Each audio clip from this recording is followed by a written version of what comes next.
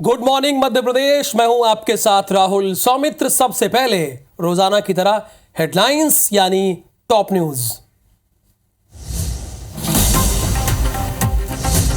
आज भोपाल में होगी मोहन कैबिनेट की बैठक। मॉनसून सत्र में लाए जाने वाले बजट पर होगी चर्चा। इधर मीटिंग के बाद दिल्ली जाएंगे मुख्यमंत्री।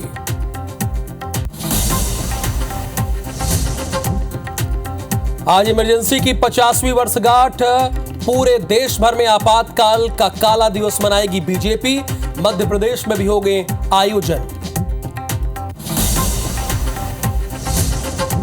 नर्सिंग कॉलेज फर्जीवाड़े मामले में action. MP nursing registration council की पूर्व रजिस्ट्रार चंद्रकला बर्खास्त। अपात्र नर्सिंग कॉलेजों को मान्यता देने पर कार्रवाई। पीएमसी एयर एम्बुलेंस सेवा से मरीज के लिए बनी वरदान। रीवा से 55 साल के मरीज को लाया गया भोपाल। मुख्यमंत्री की पहल पर शुरू हुई है एयर एम्बुलेंस। दतिया की युवती का झांसी में मर्डर। शादी से पहले ब्यूटी पार्लर गई युवती का सिर फिरे आशिक ने किया कत्ल। फरार आरोपी की तलाश में जुटी है पुलिस।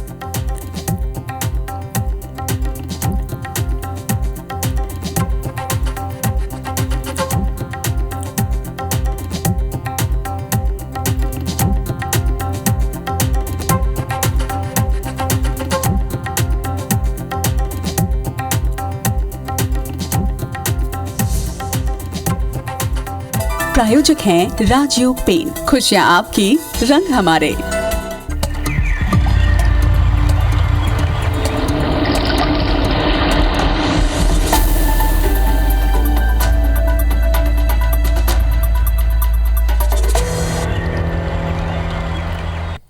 तो पहली खबर भोपाल से है। मोहन कैबिनेट की बैठक आज है।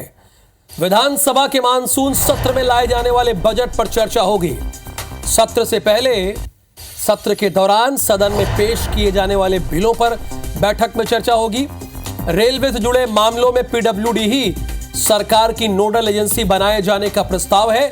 मेडिकल एजुकेशन कमिश्नर के पद की प्रस्ताव है और इस पर भी चर्चा हो सकती है। तो बड़ी खबर है भोपाल से, चूंकि आज कैबिनेट की बैठक होनी है और कैबिनेट की बैठक के बाद मोहन यादव दिल्ली रवाना हो जाएंगे। कई महत्वपूर्ण प्रस्तावों पर चर्चा होगी, चूंकि अभी मध्य प्रदेश का पूरा बजट और दिल्ली में स्थानीय कार्यक्रम में शामिल भी होंगे। सीएम मोहन यादव दिल्ली में स्थानीय कार्यक्रम में शामिल होंगे। पार्टी के पदाधिकारियों से मुलाकात भी करेंगे। मुलाकात का भी कार्यक्रम उनका लगा हुआ है। लेकिन उससे पहले अहम बात यह है कि मध्य प्रदेश का जो बजट है वो कितना बड़ा होने वाला है। विधानसभा के मानसून सत्र में क्या क्या होगा, सरकार की क्या रणनीति है, चर्चा तो कैबिनेट की बैठक में आज इस पर होगी। अब दुष्यंत पाराशर हमारे साथ है। दुष्यंत पाराशर, हम आपसे जानना यही चाहते हैं कि आज कौन कौन से प्रस्ताव मोहन कैबिनेट के सामने रखे जाएंगे जिन पर चर्चा होनी है। पास होना या ना होना एक अलग बात है, लेकिन किन पर चर्चा होगी कैबिनेट की बैठक के अंदर, वो आप हमारे दर्शकों को बताइए।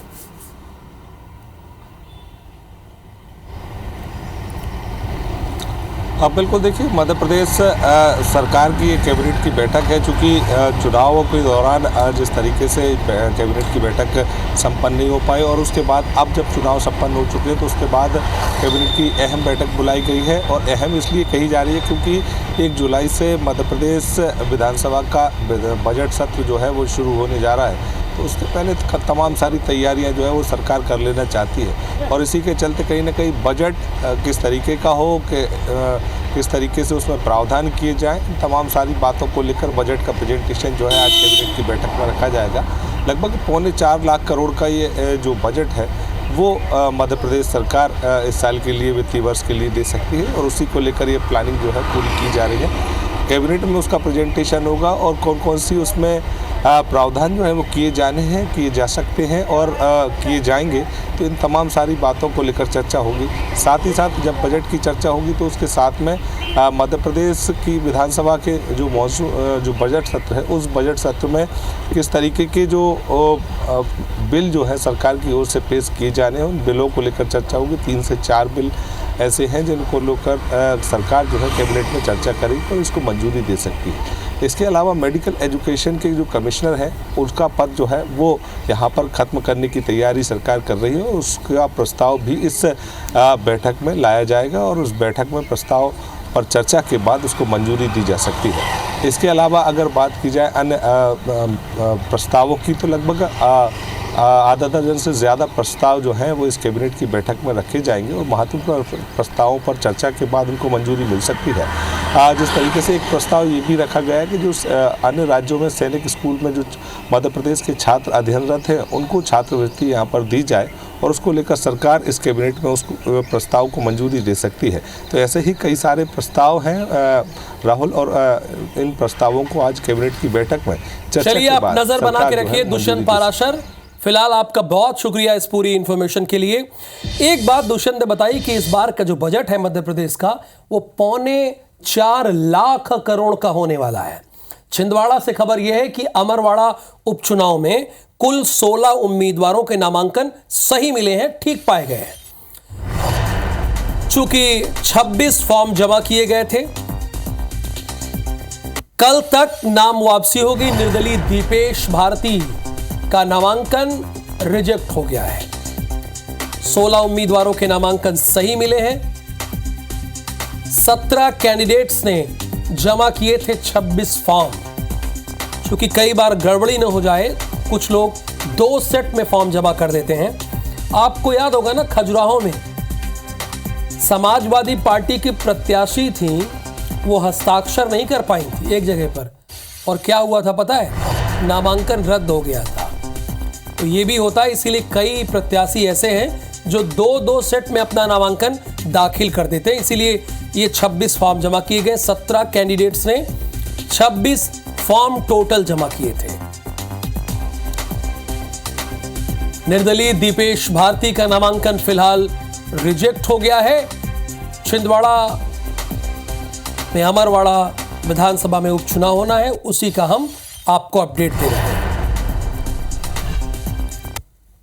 खबर भोपाल से है। मान्यता देने में गड़बड़ी का मामला सामने आया है। Madhya Pradesh nursing registration council की पूर्व रजिस्ट्रार चंद्रकला बर्खास्त हुई हैं। दतिया नर्सिंग कॉलेज में प्रोफेसर के पद पर ये पदस्थ थीं। तत्कालीन रजिस्ट्रार की भी सेवाएं समाप्त हो चुकी है। अपात्र नर्सिंग कॉलेजों को थी, यानी अपात्र नर्सिंग कॉलेजों को इन्होंने मान्यता दी थी और इन्हें सिर्फ बर्खास्त किया गया है। यानी जिन्होंने अपात्र नर्सिंग कॉलेजों को मान्यता दे दी, अब ये कैसे मान्यता दी गई होगी आप जानते हैं ना। टेबल के नीचे से क्या लिया गया होगा आप समझते हैं ना। लेकिन इनको क्या किया गया? सिर्फ बर्खास्त किया गया। क्यों भाई? जो बड़े अधिकारी हैं उनको बर्खास्त, बाकी को जेल की सजा। इन्हें बर्खास्त क्यों किया गया है? क्योंकि बर्खास्त आपने किया, कल बहाल हो जाएंगी, फिर ड्यूटी करेंगी। लेकिन इनके ऊपर एलिगेशन तो यही है ना कि इन्होंने अपात्र नर्सिंग कॉलेजों को लाइसेंस देने का कार्य किया है। और भोपाल से एक बड़ी खबर है। पीएम श्री एयर एम्बुलेंस सेवा से मरीज के लिए वरदान बनी है। रीवा से 55 साल के मरीज की हार्ट अटैक के बाद भोपाल रेफर किया गया। मरीज को पीएम श्री एयर एम्बुलेंस सेवा के जरिए रीवा से भोपाल लाया गया। मरीज का भोपाल में इलाज चल रहा है। सीएम डॉक्टर मोहन यादव की पहल पर पीएम श्री एयर एम्बुलेंस सेवा शुरू की गई है। अब देखिए, इस पेशेंट के लिए तो एयर एम्बुलेंस वाकई वरदान साबित हुई, जो अभी कुछ ही दिनों पहले शुरू की गई है। हार्ट अटैक हुआ रीवा में और उसके बाद भोपाल लाया गया। लेकिन एक सबक भी है इस खबर में। स्वास्थ्य मंत्री कहां से आते हैं? रीवा से। रीवा कोई छोटी मोटी जगह नहीं है। कम से कम वहां इतना बड़ा हॉस्पिटल तो होना चाहिए कि तत्काल वहीं इलाज हो सके। लेकिन ये तो कहिए डॉक्टर मोहन यादव का, जो कि मध्य प्रदेश के चीफ मिनिस्टर हैं, उनकी दूरदर्शी सोच को देखिए। उन्होंने पीएमसी योजना शुरू की, उसके तहत एयर एम्बुलेंस से आप कहीं भी जा सकते हैं। एयर एम्बुलेंस क्या, बल्कि फ्लाइट से, इसे एयर एम्बुलेंस भी देखिए, पीएमसी एयर एम्बुलेंस ही इसका नाम है। तो ये वरदान बनी, नो डाउट अबाउट इट। लेकिन रीवा में भी इतनी बड़ी हॉस्पिटल होनी चाहिए जहां पर इलाज किया जा सके। मथुरा में सोमवार को ब्रज के संतों की महापंचायत हुई और इसमें राधा रानी के संबंध में एमपी के कथावाचक पंडित प्रदीप मिश्रा की टिप्पणी पर विरोध जताया गया। महापंचायत में प्रस्ताव पास हुआ कि पंडित प्रदीप मिश्रा 3 दिन में माफी मांगे, नहीं तो व्यासपीठ से उन्हें हमेशा के लिए बाहर कर दिया जाएगा। इसके साथ ही माफी नहीं मांगने पर ब्रजमंडल में पंडित प्रदीप मिश्रा का प्रवेश बैन कर दिया जाएगा, यानी प्रदीप मिश्रा वहां जा ही नहीं सकते ब्रजमंडल में।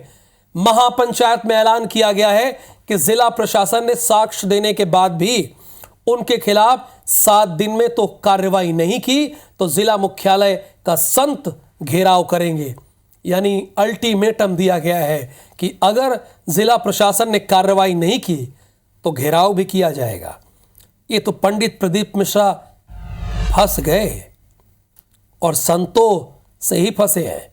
खरगोन के मंगरूल रोड पर घर के बाहर खेल रही 2 साल की मासूम बच्ची पर आवारा कुत्तों के झुंड ने अचानक हमला कर दिया और 2 साल की मासूम बच्ची के पेट और शरीर के अन्य हिस्सों को बुरी तरह से नोच डाला। आदमखोर कुत्ता।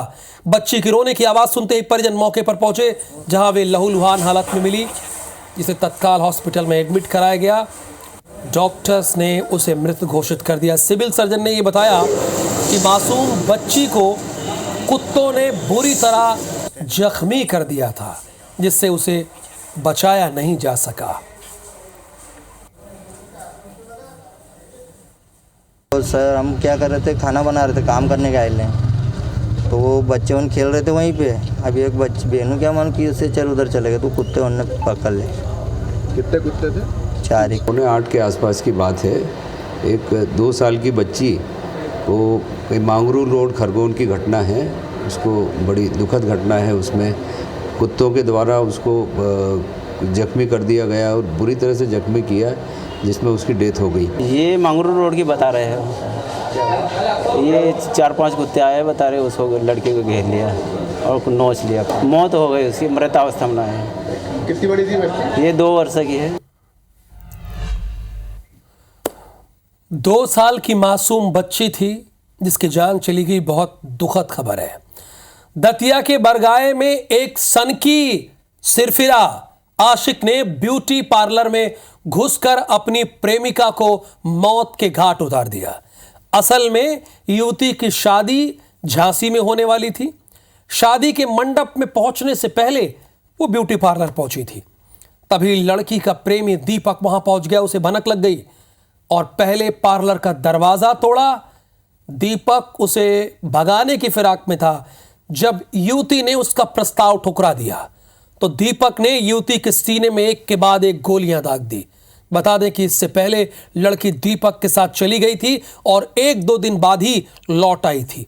जब दीपक को उसके मंसूबों पर पानी फिरता दिखा तो उसने लड़की को ही मौत के घाट उतार दिया। फिलहाल झांसी और दतिया पुलिस संयुक्त रूप से उसे तलाशने की कोशिश कर रही है। जो लड़का को गिरफ्तार करने के लिए 2 अलग टीम हम लोग दतिया जनपद रवाना कर चुके हैं और इनका जहां जहां इनका रिश्तेदार है वहां भी हम लोग दबिश देंगे। लड़के के खिलाफ कठोर कार्रवाई की जाएगी। शादी है थी, उसने नीराम का लड़का था छोटा दीपक, उसने जान के उसमें गोली मार दी। ब्यूटी पार्लर में जान के वो ब्यूटी पार्लर कर रही थी, बस उसने जान के उसको गोली मार दी।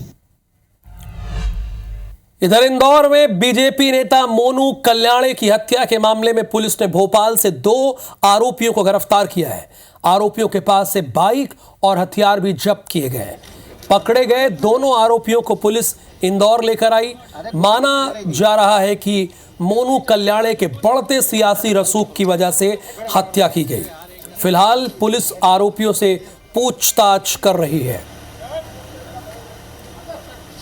कई स्थानों पर दबिश दी गई, पूछताछ की गई काफ़ी सारे लोगों से, और फिर हमको भोपाल में ISBT के बाहर जो हम लोगों ने अलग अलग पूछताछ की थी, तो ये जो जानकारी मिली थी उसके आधार पर उन दोनों को पकड़ लिया गया। वहाँ पर उनके पास से जो घटना में प्रयुक्त मोटरसाइकिल है वो बरामद हुई है, फिर तलाशी ली गई उनकी, उससे पिस्टल भी बरामद हुई है।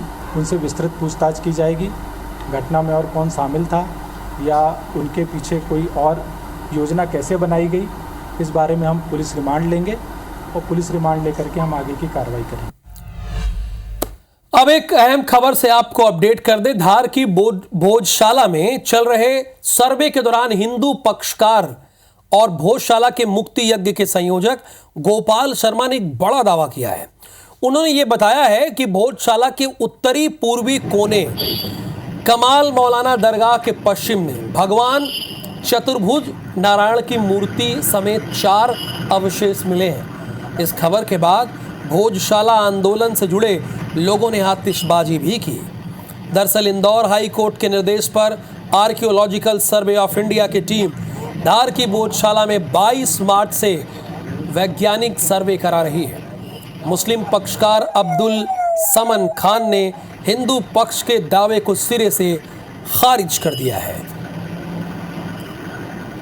साथ ही भोजशाला के उत्तरी पूर्वी भाग में कमाल मौलाना के पश्चिमी भाग में जहाँ उत्खनन और मिट्टी हटाने काम चल रहा है 4 अवशेष प्राप्त हुए हैं, जिसमें 3 अवशेष तो सनातन संस्कृति के भोजशाला के खंभों के और दीवालों के अवशेष हैं, और एक नारायण की प्रतिमा, चतुर्भुज नारायण की प्रतिमा प्राप्त हुई है, जिस स्थान से 4 रोज पहले भगवान कृष्ण प्राप्त हुए थे और कल जो है शिव जी प्राप्त हुए थे, वहीं से आज भगवान विष्णु की प्रतिमा प्राप्त हुई। किसी भी तरह का आज कोई पार्ट का टुकड़ा या हिस्सा नहीं प्राप्त हुआ है, और जो पिछले दिनों जो चीज़ें मिली है, जो अफवाहों का दौर जारी है और जो मीडिया के थ्रू उन लोगों ने भ्रामक जानकारियाँ फैलाई है कि ये चीज़ निकली वो चीज़ निकली, तो उसका हम शुरू से खंडन करते आ रहे हैं कि जो बाद में मलबा यहाँ पर ला के डाला गया है SI के द्वारा, उसका हमें जवाब अब तक नहीं मिला है। और हम अमित, सवाल ये है, चूंकि आप फोन लाइन पे हैं और धार के आप संवाददाता भी हैं, गोपाल शर्मा ने जो दावा किया है उसका आधार क्या है? जी राहुल जी, आपको बता दूं, ये जो सर्वे है 22 मार्च से लगातार जारी है। इंदौर हाई कोर्ट के आदेश के बाद जो है 22 मार्च से भोजशाला का वैज्ञानिक सर्वे शुरू हुआ था। उसके बाद लगातार आज 96 दिन हो गए हैं, 96 डेज सर्वे को पूरे हो गए हैं लगभग, और आज भी टीम जो है मजदूरों को लेकर भोजशाला में दाखिल हुई है। लगातार इस दौरान जो है तथ्य सामने आए हैं, जो जानकारियां निकलकर सामने आ रही है। हिंदू पक्ष के अनुसार लगभग 1000 से ज्यादा जो है अब तक छोटे बड़े अवशेष मिले हैं, जिनमें मुख्य रूप से कई मूर्तियां भी है। हालांकि वो मूर्तियां खंडित हैं, लेकिन जो उनका आकार है, हिंदू पक्ष के जो गोपाल शर्मा हैं और याचिकाकर्ता आशीष गोयल हैं, जो सर्वे के दौरान टीम के साथ जो अंदर शामिल रहते हैं, उनका दावा है कि जो है ये मूर्तियां प्राप्त हुई है। हाल ही में 2 दिन पहले की बात करें तो वासुकी नाग और 7 मुख्य वासुकी नाग और जटाधारी भगवान शंकर की एक मूर्ति जो है भोजशाला के बाहरी क्षेत्र जो उत्तर पूर्वी कोना है, अमित, क्या इनके साथ उस सर्वे में मुस्लिम पक्षकार भी रहते हैं? जी बिल्कुल राहुल जी, आपको बता दूं कि जो आदेश है, आदेश के अनुसार बिल्कुल दोनों ही पक्ष के तो वो तो खंडन कर रहे हैं, मुस्लिम पक्ष तो खंडन कर रहा है। जी बिल्कुल, जो अब्दुल समद खान है, जो मुस्लिम पक्षकार हैं, उनका कहना है कि इस तरह की जो है अफवाहें फैलाई जा रही हैं, अंदर से कुछ अभी तक नहीं मिला है, और उन्होंने सारा जो ये जो दावा था गोपाल शर्मा का, इसे सिरे से खारिज किया है। उनका कहना है कि ऐसा कुछ नहीं मिला है, और जो है देखिए हाई कोर्ट के आदेश पर यह सर्वे हो रहा है, जैसा कि अमित भी बता रहे हैं, तो बहुत स्वाभाविक सी बात है, बस थोड़ा सा इंतजार और करना चाहिए। शुक्रिया अमित वर्मा इस पूरी जानकारी के लिए आपका।